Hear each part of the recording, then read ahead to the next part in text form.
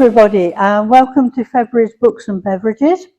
For those who don't know me, it's lovely to say I know a lot of you now, my name's Sue Williams, and I'm one of the three from Books and Beverages. The one who's looking harassed at the back is Edwin, who does all the wizardry with the technology. Sitting very modestly in the corner is Kate, who is my Books and Beverages buddy over there.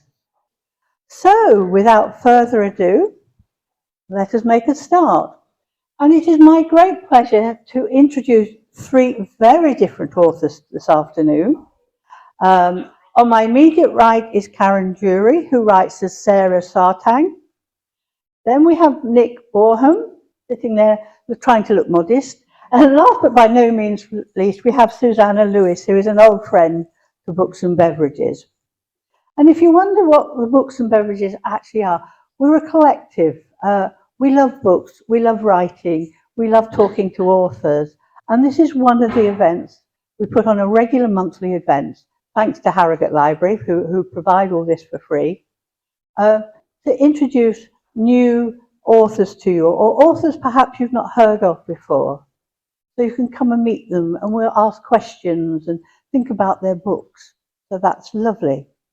And what we're going to do to start off, which has become a bit of a tradition with Books and Beverages, is we're going to ask each of our authors to introduce themselves, say a little bit about themselves, because they know themselves much better than I do, and also to read a little bit from their books, to give you a flavour of their writing. So, without further ado, we'll start at that end. We'll start with Susanna, please. Hi everyone, and welcome. My name is Susanna Lewis, and I live in Hamswate, which is a little village just outside Harrogate. I've been writing, I guess, all my life, and pretending I'm a writer, I think, but I think finally I've decided I am a writer.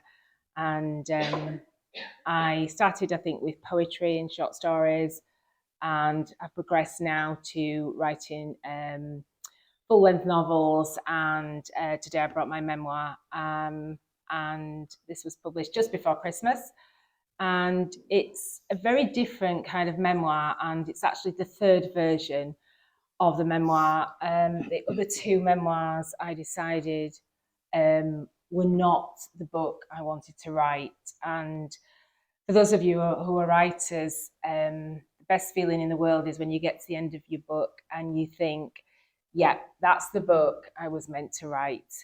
And so this is the book I was meant to write. And it's a memoir about my life for 12 months after the passing of my beloved mother in 2023. I don't need to explain grief to you. We've all been through grief in some form. But I openly admit I found it very, very difficult. I was my mother's carer for many years, and her passing left a great hole in my life. And I am a journaler, and I teach therapeutic writing too. And I, really, really believe that journaling, and gratitude journaling particularly, helps us improve our mental health in many ways. And writing therapy is very popular now. And I decided in the depths of my despair that perhaps I would use this myself. So this is a memoir, but it includes excerpts from my journals as and when it was happening. And it starts 3 weeks after my mother's funeral. And it's a different kind of memoir because, I say, it's got humour in it, and which may sound unusual for many people. But it was my way of dealing with it. So I will just read you something, if that's okay. Excuse me. Thursday, the 13th of April, 2023. I arrive home in the UK after an uneventful return trip from Switzerland to be greeted by reduced Easter eggs and a recording of Easter Parade starring Judy Garland. My mother loved this film, and I settled down on the sofa to watch it, accompanied by a dairy milk Easter egg that was only £1.50. 2 hours later, with a full and rather sickly stomach, I take the dog out for a walk, singing Easter Parade at the top of my voice, promising myself that I never want to see or eat chocolate ever again. I know this is a lie, but I say it anyway. The air feels clear, but my thoughts return to Switzerland, already missing the brisk, fresh air of the Alps. I try to walk quickly, but my dog George has other ideas, and we both drift into a slow, rhythmic walk. As George leads the way, happily wagging his tail, I am reminded how much humans differ from animals. George and my mum were great friends, and I know he was a great comfort to her. I wonder if he realises she is no longer here, or is his memory unable to hold on to feelings of loss? It's a mystery, and probably always will be. But his obvious happiness walking down the road a few miles from home makes me feel lucky and blessed to have him in my life, especially now. A man with a heavily tattooed right arm is painting his front door with a rather small paintbrush. He tilts his head from side to side, trying to get a better look at the door, often standing back to admire his artwork. I love his confidence, but someone needs to tell him it is a wooden door, not the Sistine Chapel. Also, more importantly, someone also needs to inform him that he has used 2 different shades of blue, and it currently looks like a stick of rock. I certainly don't think Michelangelo has anything to worry about. As I approach a bus stop, I hear a loud noise behind me. It is a double-decker red bus. The bus doors are flung open and the driver, dressed in all blue, shouts at me, "Hurry up, love, if you're getting on." I politely inform him that I don't want the bus. "So why are you waiting at the bus stop then?" I try to explain that I am in fact merely walking past the bus stop and not waiting. The bus driver grunts some inexplicable words, and I realise this conversation is going nowhere. And so I smile sweetly, apologising for hovering at the bus stop. The bus driver sighs so loudly he sinks down in his seat and actually loses 2 inches in height. The doors close and he drives off, rolling his eyes as he does so. I decide from now on I will change my morning dog walk to avoid all bus stops, and so not to mislead the bus driver. I may even study the bus timetable to make sure I avoid the aforementioned bus. I've never avoided a bus before, so this could be a whole new experience. Next to the bus stop, a tall, lanky girl dressed in all black sits on a wooden bench, engrossed in a serious-sounding telephone conversation. The goth-like figure looks pasty white, as though she has just seen a ghost. I rebuke myself, remembering that this is exactly the look she is going for. If she wasn't engaged on the telephone, I would probably tell her that she looks lovely, just to cheer her up. And the way the conversation is going, I think she may need cheering up very soon. "Bram, I cannot believe that you have lost your teeth. I only bought them last week. Have you looked in the junk drawer in the kitchen?" Miss Goth lapses into silence, and I can only imagine Bram is explaining the demise of the lost teeth. Miss Goth, obviously used to the hapless Bram, sighs loudly, dropping her shoulders violently. "How can you ever be the coolest Dracula in Whitby if you keep losing your teeth?" The call ends abruptly, and I conclude that I have led a very sheltered life, but I make a mental note to visit Whitby again very soon. George makes friends with a chalky white and brown cocker spaniel in the park. His new friend is called Cup. I am drawn into conversation with Cup's owner, even though I am desperate for some peace and quiet time. Owning a dog always brings the opportunity to converse with other dog owners, usually when you least want it. However, I'm polite and I make small talk about the weather, the state of the potholes on the local roads, and the price of bananas. Feeling terribly British, I try to steer the topic to Cup and his unusual name. It always amazes me how many quirky dog names there are nowadays. Cup, aye, it's a great name, isn't it? A strong British name reflecting strong country breeding. I smile weakly, looking down at Cup, who is currently trying to hump George, with no care in the world that George happens to be a male castrated dog. "Hey, Cup, stop that. What's wrong with you, lad? Are you gay?" Cup stares at his owner with that knowing look in his eye. "Look, mate, it's 2023. I can be whatever I want to be." Sad to disturb this treasured owner and dog moment, I ask the question once again. Why is he called Cup? Puffing out his chest, the owner of Cup announces with great pride, "Oh, his sister was called Cake, but she's no longer with us." Offering my apologies and condolences for the loss of Cake, I'm abruptly stopped in my tracks by Cup's owner.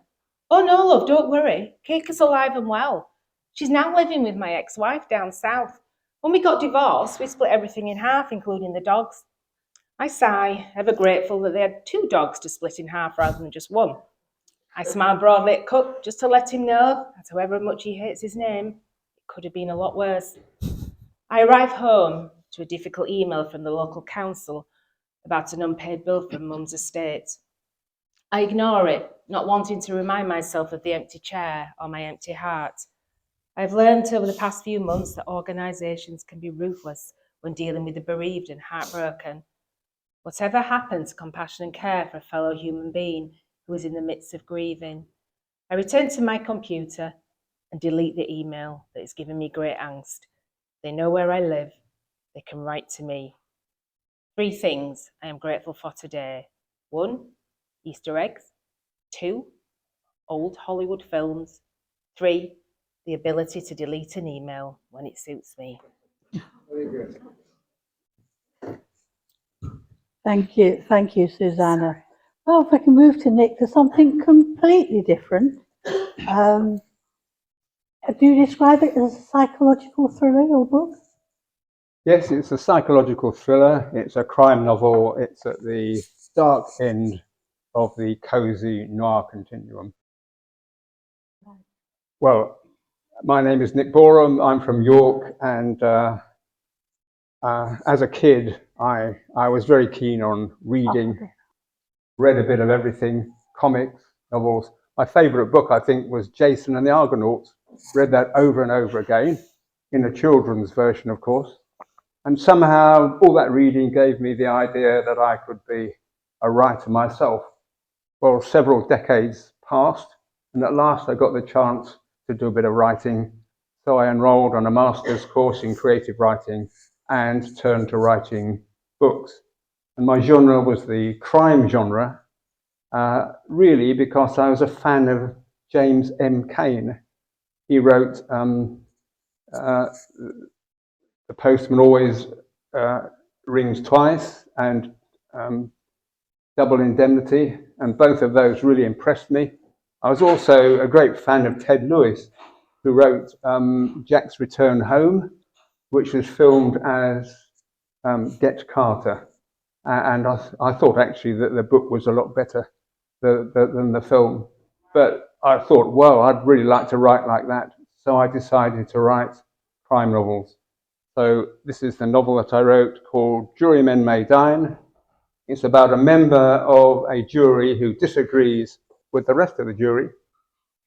They think that the young man in the dock is a heartless killer, but he isn't convinced by the prosecution case. So after the trial, he's approached by the convicted man's sister, who begs him to help her get the conviction overturned. So he does then decide to carry out his own investigation, and it's a decision which is going to turn his life upside down. So I'll read a little bit. This is from the start of the book.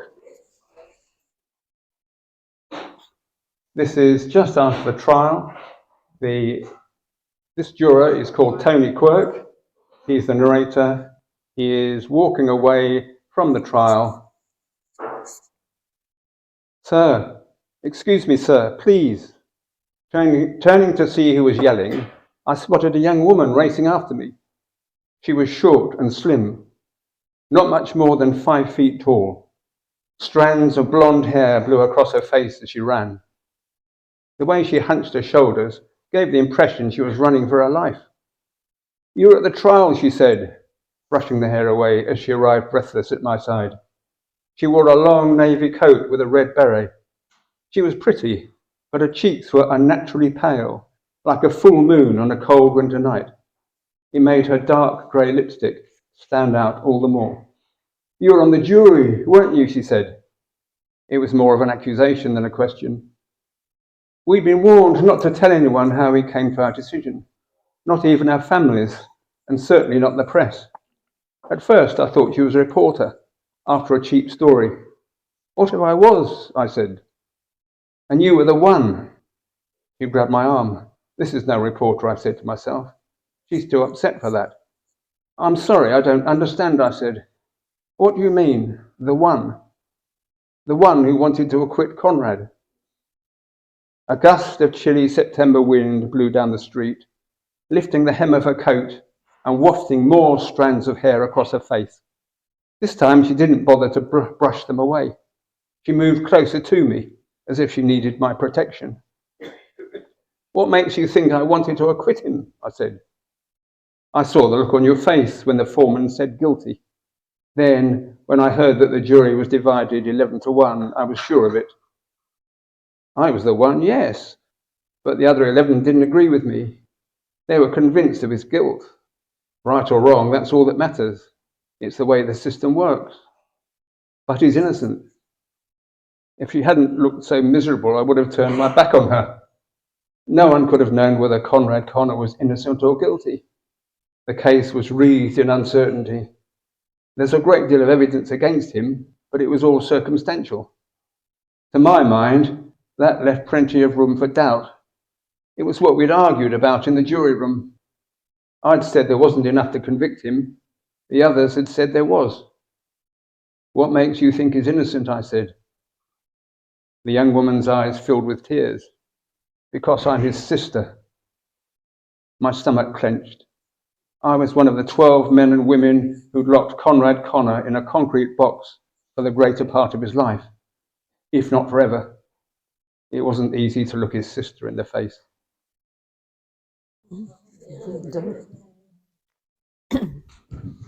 Thank you, Nick. And now for something, as I said once before, completely different. I hope you will agree that we have definitely got three very, very different authors today.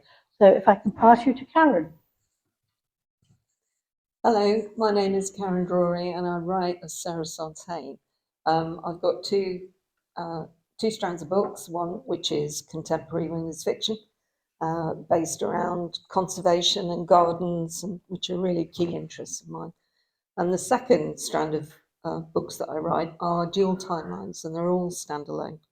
And the last one that I released in October last year was this one, which is the year of yes and no. And my dual timelines literally are two stories kind of joined across time by something. And in this particular book, they're joined by two portraits. For myself, I've kind of always had writing in my life because I used to work in public relations. So I used to write stuff for a living for corporates and people like Barclays Bank and all the rest of it. So usually if you've seen a leaflet or an ad, the chances are I might have had a hand in it 15 years ago, 20 years ago. So I don't do that anymore, but I am still working full time. So I kind of fit in writing where I can. So the bit that I'd like to read you from the year of yes and no is introducing Harriet Colchester, who is my historical character.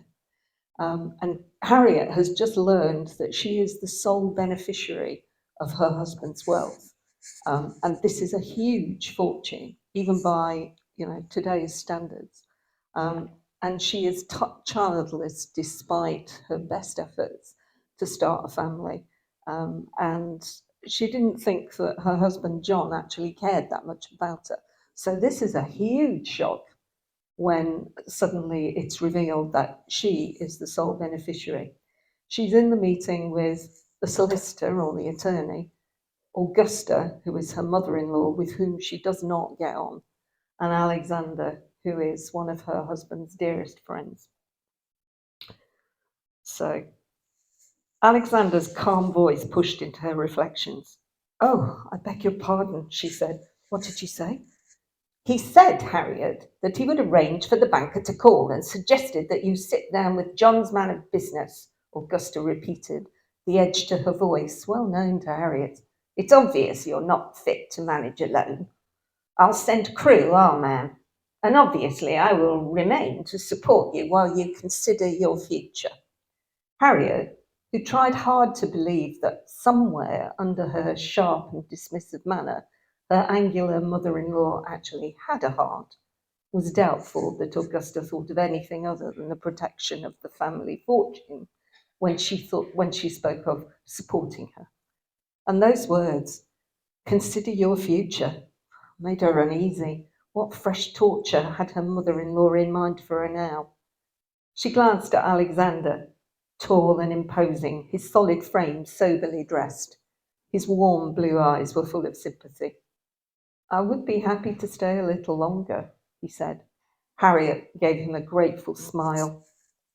Her mother-in-law was better behaved in company. As John's closest friend, Alexander had been an almost de facto member of the household for all the time she'd been married.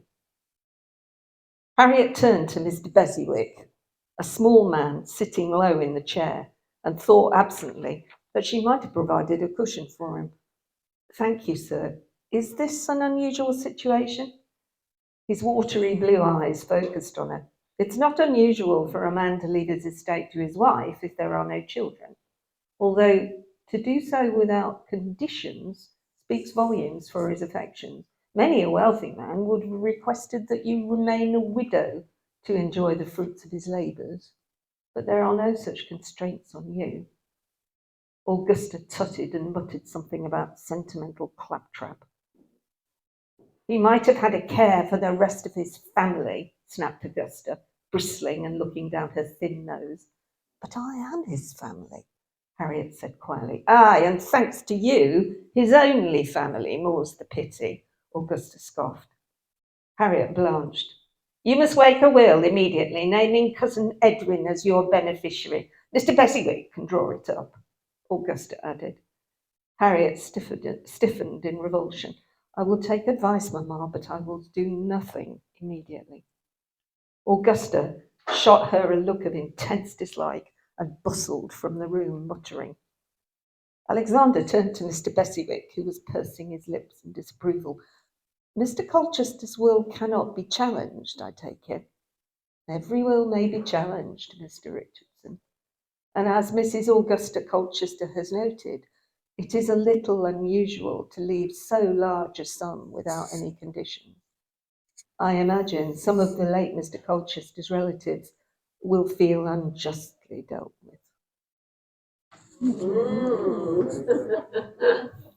The plot thickens. So thank you all for that. I'd like to just ask a few questions and get them talking and picking their brains, which is always good fun. And I would like to start with Karen, if I may. So what inspired you to write your book, and why that particular genre? Well, there are lots of women in the room, so I often feel that women are obliged to do stuff by either societal expectation, I don't want to get too political, but by either societal expectation or family expectation, or even the way we were brought up.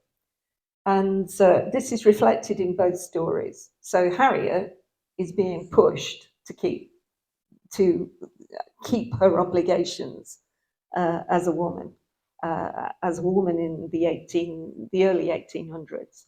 And Gabriella, who is my modern heroine, has been put upon by her family almost since she was a teenager. She does everything for them. She babysits at the last minute. She changes her plans for the last minute. She stands in at the last minute. She even cooks blooming Christmas lunch every year, and nobody notices. And it's got to such a stage that nobody sees the things that she does.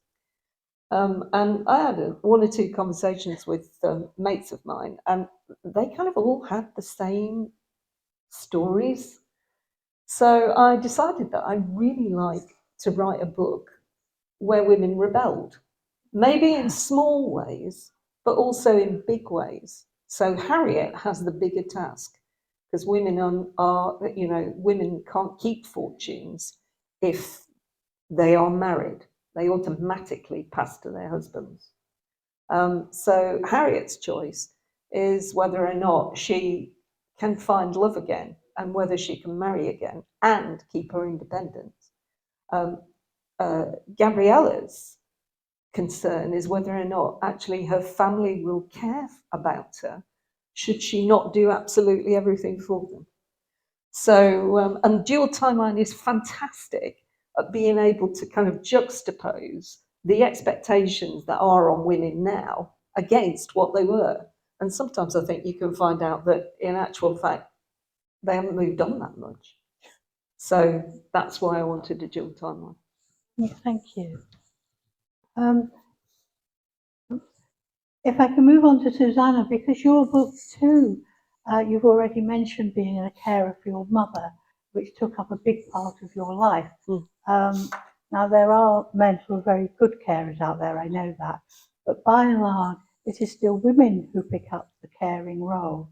So can I ask to explain a bit more why you wanted to write your memoir? Yeah, as I say, I've written, I've written two other versions of this, but they were very, very focused on the depth of the grief, and I didn't feel that was helpful for me as an individual. And so I needed to introduce something, which is why I did the daily journaling, to give me other things to focus my mind on. And getting back to the carer's role, I cannot tell you how many times I heard medical staff or organisations saying, because my mother came very ill during COVID and during lockdown, and I was her only carer with absolutely zero help from anyone, from the NHS or anyone, because they refused to help. And I heard so many times, oh, well, the daughter will do it. And I think those of us that are carers have probably heard that many times. And that became for me, you care because you love someone 100%, but we all have limitations. And I have used writing during that time to actually help me process what was going on. And there's another saying that somebody else told me, that who looks after the carers. And so I wrote this book really because it was a book that was inside me that needed to get out. And I'm a great believer in that for writers, if you just help at least one other reader out there through something they're going through, it was worth all the work. And I absolutely am in love with the book, and it's not because I'm bragging and I think it's the best book ever. It's because it's my story, my book, and it was a year of my life in reality.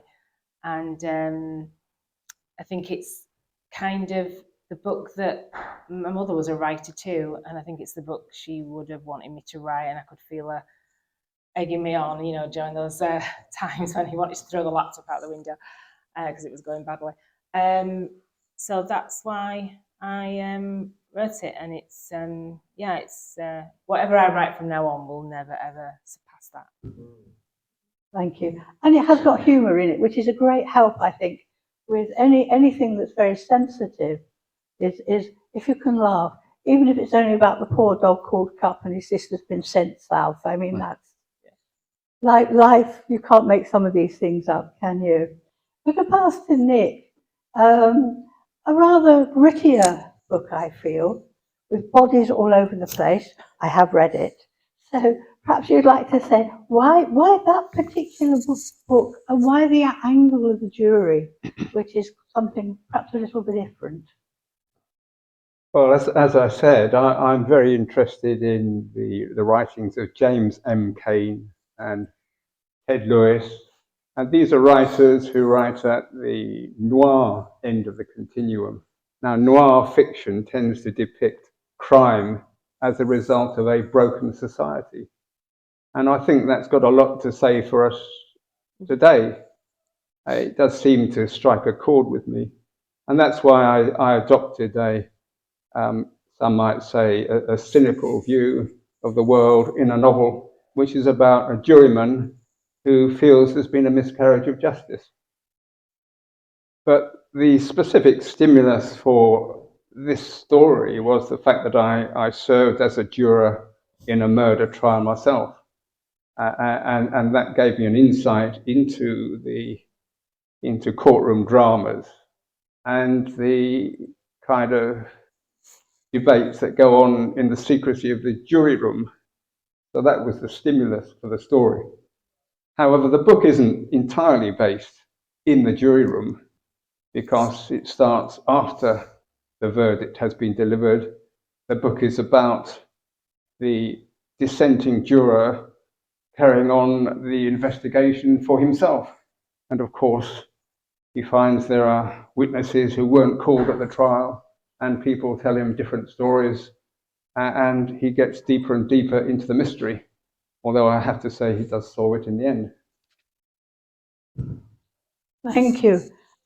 What you haven't said, and perhaps I may come on to our next question, is your main character, Tony Quirk, gets drawn into the criminal underworld, quite nastily, I have to say, but if you like bodies, it's good stuff. How did you research your book? You say you've already experienced being a juror, but most jurors, one guesses, probably don't end up where your character does. Well, the research for the book was into miscarriages of justice. Right. But you're right, there's a lot of action in the book, and the action really draws on the great tradition of crime writing. So that's I use the tropes of the thriller. So it is a mystery which turns into a thriller. Right. Thank you. If I can move to Karen now, I know you must have done an enormous amount of research into the early 19th century, but would you like to tell the audience a bit more about that? Yeah, anybody who reads historical novels and knows a bit about the period will know just how sharp-eyed you are when somebody gets something wrong and how it sticks out like a sore thumb. So, I mean, it's frankly terrifying, I feel, sometimes to put out a book which is historically based, unless you, I don't know, you're a professor in it. So, I mean, you can get down every rabbit hole, but I looked at mannerisms, I looked at what was going on in European history at the time, because it's important. It was important for my plot that somebody came back from Europe.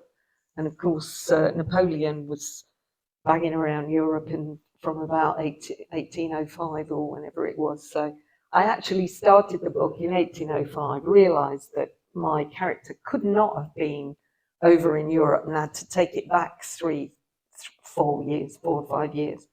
So I looked at, I read books of the time, which I think are, if you're looking at something which is published in the early 1900s, you will get the speech patterns that you might need. So I don't follow them slavishly, but it's always useful to enable people to keep track with you, because I do interleaving chapters. And you need to be able to signal that you've moved from one time period to another. So I read a lot of literature of the time. I read some background history. I looked at women and money. And I looked at lots of wills, which you can look at, and lots of history, sort of historical elopement stuff. So newspapers, old newspapers, are a fantastic source of documentation of who scarpered with who.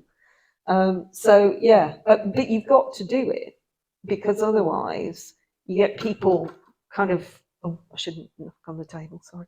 But you get people kind of saying, oh, that's not right, that didn't happen then. And it pulls them out of the story. So you want to make it as right as possible. But even for the contemporary stuff, because the story features 2 miniatures, I had to find out how you would research, how you would find the history of a miniature, or how you would dig into someone's family tree to find out what happened. So I did quite a lot about art historians and auctions, which seem to be a thing of mine. I seem to have lots of auctions in lots of books. Yeah, auctions and how you run an art gallery, how you stock an art gallery, what you do for publicity in art galleries, how they make their money, how they sell their pictures, how they transport the. I mean, the rabbit holes are endless. But I kind of feel, you know, by the time I finished it, I feel like I'd done enough to make sure that people wouldn't come to a screeching halt and say, no, that didn't happen, or that can't have happened. So that's the reason you do the research. So basically, it's scary readers who say, actually, this couldn't possibly have happened. Well, yeah, absolutely. I mean, I actually, sorry, I That's okay. Don't worry. went on to Goodreads to have a look at one of my first dual timeline novels, and I was taught such a lesson, because although I know that witches were not burnt in England in the early 1600s, but they were burnt in Europe, I decided that I wanted my witch burnt in England in the 1600s, and the amount of people who jumped on it from a great height on Goodreads. And they're not stars off the, it's like, it's not, if it was historical fact, I can get that. But because it's historical fiction, so I always write a disclaimer now in any of my historical books to say, this is fiction, it's not fact, I've done my best. Cut me some slack, please. I know that only too well. I've written one novel, and one's on the way, about 5 ladies of a certain age from Harrogate who get up to all sorts of mischief. And I had to put, these are not based on real people. But fortunately, if ever I get stuck for ideas, I just go for coffee with friends and get some more material. So, and it's quite surprising. Oh, that character was based on me. No, it wasn't, but people are claiming to be my characters. Susanna, your book is very different. What, did you need to do any research on that? No, to be honest, it was all real life and taken from journals. There were some things, you know, I can totally understand with Karen that there were some things I did change slightly because they took part in a very local place near to where I live. And because I live in a village, I didn't want anyone to jump on it and say, oh, that must have been me then. When it might have actually been them, actually. But I'm not saying anything. There are a couple of people from my village here right now, so I have to be really careful. But you do have to be careful. But you because you're a writer, you've got creative license to change things, and I did change some things slightly, just to move it away from my local area. But as to research, I totally agree with Karen. I'm writing something in the 1940s at the moment, 1940s in England, in wartime Britain, and I'm you know, a real history buff anyway, and the 1940s is my thing. I tell you the angst that I'm getting researching, because there are people out there that will say, no, that's not right. You know, Churchill didn't enjoy eggs for breakfast or whatever. And it's really time consuming, and sometimes it takes you away from the story because you're not writing a non-fiction academic journal here. It's a story at the end of the day. I never thought about just putting a disclaimer in, but actually after what Karen said, I think I might do. Say, if you think this is you, it's not. Only if it's a really good character, which is a different matter altogether. But moving on to writing books, and perhaps again I can start with you, Susanna. You had a very, you've written about a particular period of time. Was that always your intention, or did the book sort of organically grow to a point where you thought, no, this is where I need to end? Yeah. Yes, I think it did, and it ends just after the first anniversary of my mother's passing, and I think all of you will probably have experienced this. When you lose somebody you love, you go through these stages of the first birthday without them, the first Christmas, the first Easter, the first holiday, And the first year is incredibly difficult because you are still repeating the same patterns that you've done for years. You know, and there is something in the book, went into Marks and Spencer's to buy my mother's Christmas present that I always did every year and have done for you know, since time began. And it's when you get into Marks and Spencer's that you realise, I've nothing, I don't have to buy her a Christmas present, and that hits you hard. And I think that the actual 12 months, so it started three weeks after a funeral and ends on my birthday, which is the 27th of February, and she passed away on the 20th of February. It felt like a really natural conclusion to the book. Grief still goes on. I'm not at all saying, and we will all know this, grief goes on forever. And I'm not saying, it was just my journey, and it just felt, and actually I scattered her ashes on the 20th of February, and that was coming to the close of the book. And then it was my birthday soon after.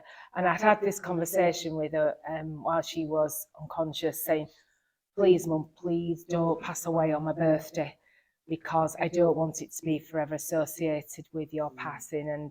And bless her, she did me that favour and passed away exactly a week before. And so, yeah, it was a natural ending, and couldn't have gone on. And there won't be a sequel, it's just, that's how it is. Well, thank you. If I can ask our other two writers, because you both are writing fiction, endings are often the most difficult part of a book. If I could start with you, Nick, when you started your novel, did you know how it was going to end, or were you sort of taken by surprise when your characters disappeared in a way that you weren't expecting? Well, Jurymen May Dine is a whodunit. So you really have to know what the ending is at the start, because it consists of a lot of clues and red herrings. You don't really know which is a clue and which is a red herring until you know what the ending of the book really is. But having said that, once I created the characters, I found that they started to bounce off each other in ways that I couldn't have anticipated. So quite a lot of the detail of the book is not what was planned in advance. It's just the way various characters interacted with each other based on their own individual personalities. And in a sense, in a curious sort of way, it kind of surprised me what they were capable of doing. But of course, they had to do that entirely within the framework of the clues and red herrings. And it's probably fair to say, without giving too much away, is it was not a classic Hercule Poirot in the library saying who did it, was it? No, it's not the standard whodunit. Yes. It is, people say it's quite different and innovative and original. And that's always a great thing for a writer, isn't it, to be original? If I can move on to Karen, and the same sort of question. Now, you've got your dual timeline here. Did you always know how it's going to end, or did you sort of launch into your story and then sort of go different directions? I think if you've got two storylines and you wanted to make connections over time with both of them, you actually ought to be a hell of a plotter. And I find writing without a really good idea of where I'm going quite difficult. With The Year of Yes and No, I actually loosened up quite considerably, a bit to my surprise, because normally I've got, scene cards, and I know where the next bit is going and the next bit is going, and I know where all my plot points are and all the rest of it. The characters don't always agree with that. So occasionally I'd find something happening that I wasn't expecting, and then I'm scratching my head thinking, okay, what do I do now? But actually, when I wrote The Year of Yes and No, I thought I'd finished it, and then I thought I haven't finished it, and I wrote an extra chapter and an epilogue.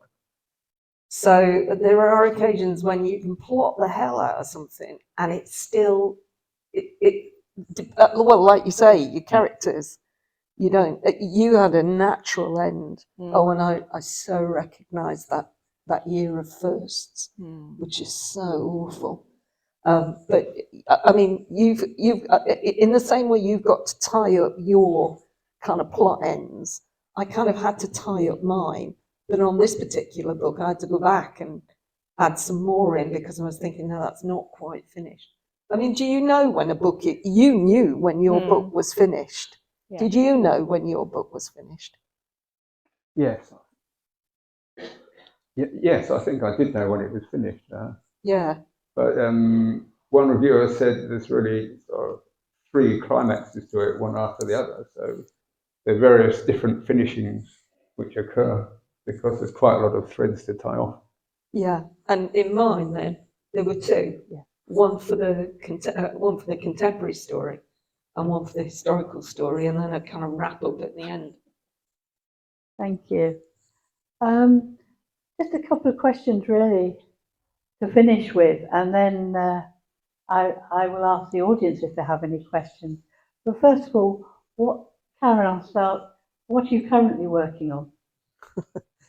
If anything, of course. So I actually find it really hard to get back into the writing saddle after I'd finished the year of Yes and No, and that was for a whole bunch of reasons, family members, the rest of it. But what I'm working on at the moment is a straight one storyline only, contemporary story about a girl who goes to Corfu after being a carer for her mum for a very long time.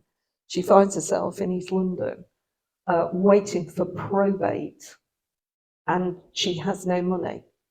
And her aunt turns up and says, well, you know, why don't you take a break and come to Corfu with me and work in my ceramics shop? So that's where she's done. And while she's there, it's about her growth. And how she kind of refines herself after creating an identity which is based on the requirements of someone else. So it's kind of, I'd quite like to have a chat actually.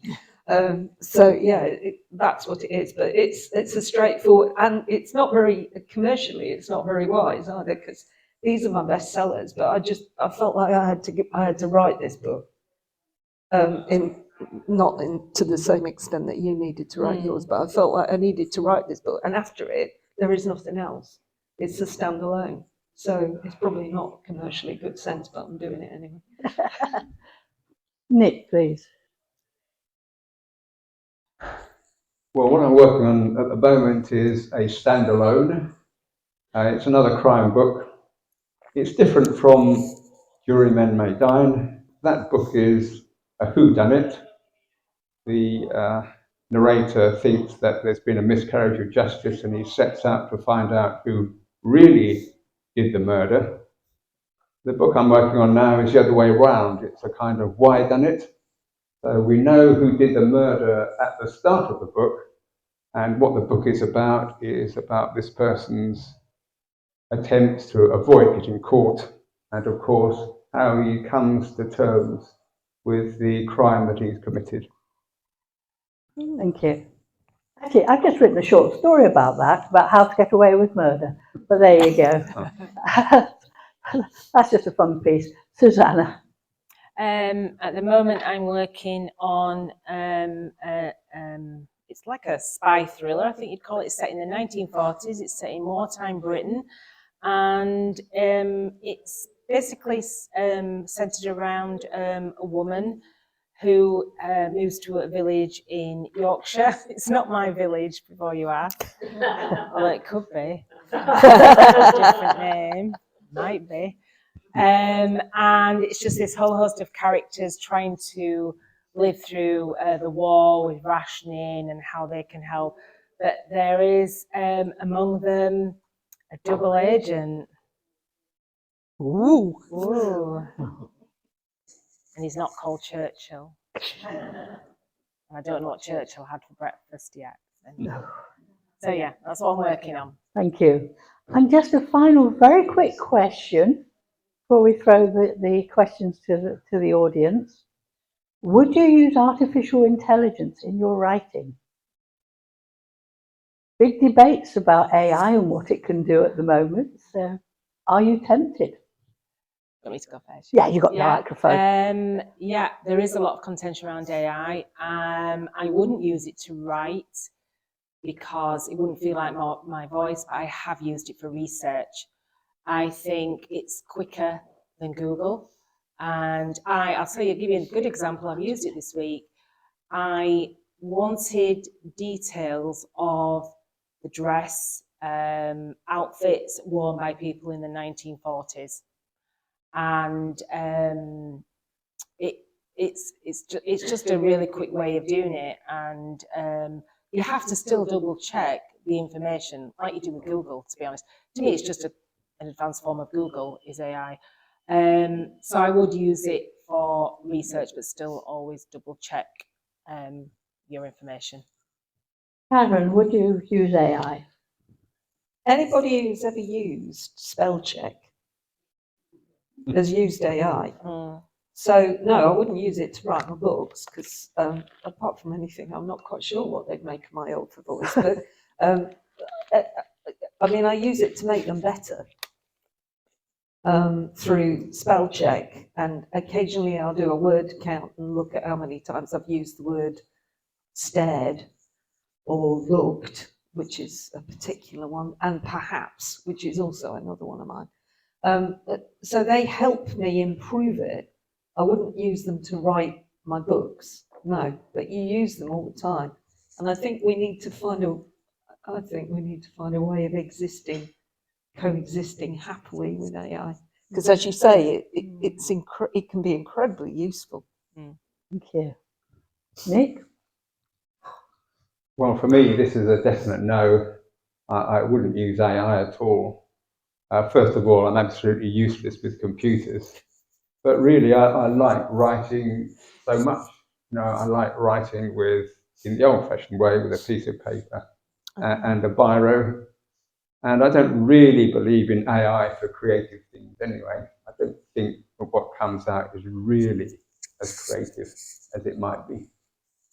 Thank you. It's probably fair to say that AI has improved immensely over the last couple of years. And I think I personally, who's definitely a techie dinosaur, I should be watching it with narrowed eyes because I don't trust the damn thing. As you quite rightly point out, we all use spell check and word count, and these are artificially generated. Well, I'd like to say thank you to my lovely audience. You are a lovely audience, of course you are. I'd say my lovely authors. So if you'd like to thank them.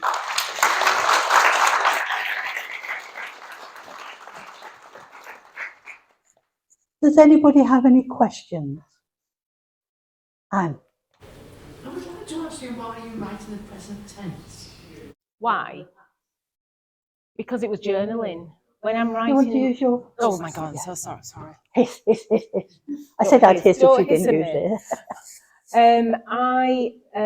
When I journal, I journal every day, and it's obviously just happening.